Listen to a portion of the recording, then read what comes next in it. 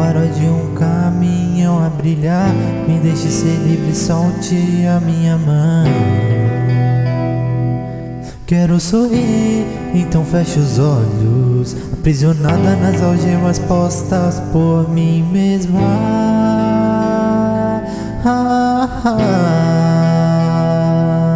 Sofrer é parte da vida, por isso faz parte esconder a ferida.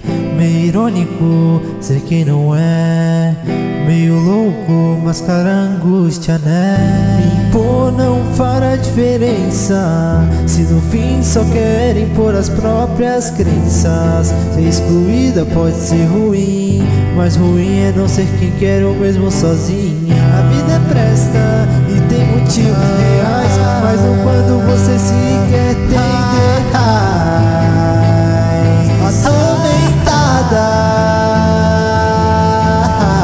sinto cair no seu peso. Eu tenho você, você tem a verdadeira eu. Engraçado, quem mesma sou eu.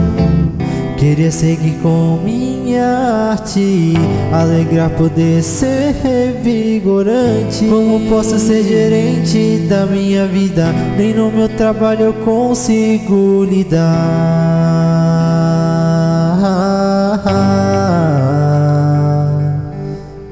Olha essa rua movimentada, pensamentos intrusivos me deixa atormentada. Não passo à frente, termino com minha mente. Posso ser diferente, posso me cansar de sofrer constantemente. Eu quero isso, eu quero isso, você quer isso, você quer eu quero isso, você quer, você aguenta, vai, mano. Eu não quero isso, você quer sim, só vai. Puf, acho que minha máscara quebrou de novo. E lá vamos nós, no ciclo infinito.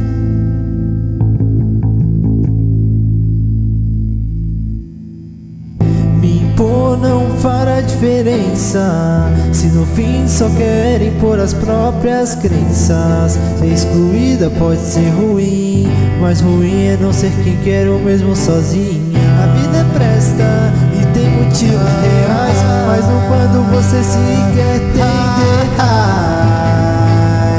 Atormentada, sinto cair no seu peso. Eu tenho você, você tem a verdadeira eu.